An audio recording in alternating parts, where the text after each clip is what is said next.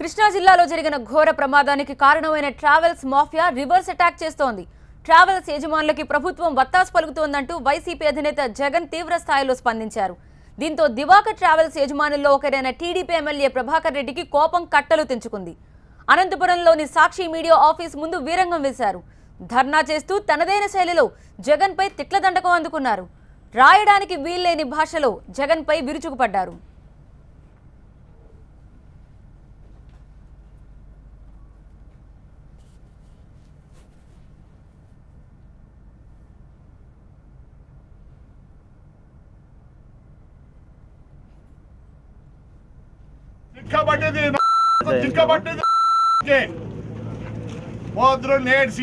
నేను సీఎం అవుతా అంట. లాస్ట్ కనీసం వాళ్ళ నాయన చచ్చిపోతే 3 రోజులు శవం దిక్కలే. వాళ్ళ నాయన కోసం వాడు తాపత్రపడలే. ఏ బుద్ధి ఆర్టీసీకి లీజ్కి ఇవ్వడం లేదా? అదే పద్ధతిలో నేను లీజ్కి ఇచ్చిన. సీఎం గారు మమ్మల్ని ఏంటి సేవ్ చేసేది, ఎట్లా సేవ్ చేస్తాడు కాదు. నాకే అతను ఏమైనా చేసుకొని నాకు అనవసరం. ఈ పొద్దు నేను మా నాయన బస్సు ఉన్నారు, నేను బస్సు ఉన్నారు, నా కొడుకు బస్సు ఉన్నారే.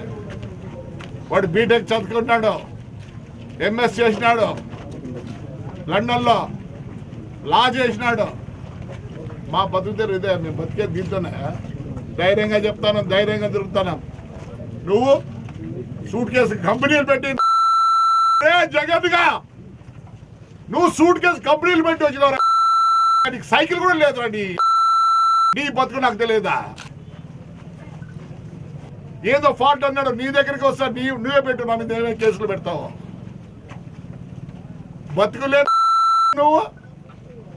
మీ నాయ చచ్చిపోతే నువ్వు పోస్ట్ మార్టం అంటావు. పోస్ట్ మార్టం ఎప్పుడో వచ్చేది? ఫారెన్సిక్ రిపోర్ట్ వచ్చినాక వస్తుంది. మీ నాయుడు లాస్ట్కు లే బాడీ కూడా మీ నాయన తీలే. కొలగూరు గంపలో కట్టి 3 కట్టించినారా? నువ్వు అదే ఆలోచించినావా? దివాకర్ రెడ్డిది ప్రభాకర్ రెడ్డి ఏమి?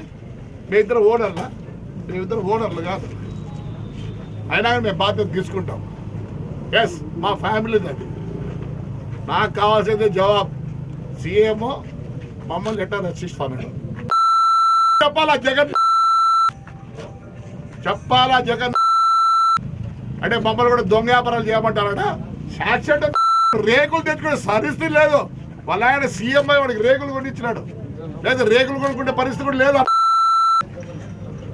రైట్, మేము పోయలేదు. వాడు జవాబు చెప్పాలా, లేదా సిబిసి అడిగి ఇప్పమని. వాళ్ళ ఆయన చచ్చిపోయినా నాకు అనుమానం చంపినాడేమో అని. వాళ్ళ పడితే అబద్ధం. పైలట్ ఏమైనా తాగినాడా? పైలట్ ఏమైనా తాగినాడా? తాగినట్లుంది. వీడు సీఎం కావాలని తాగినట్లుంది.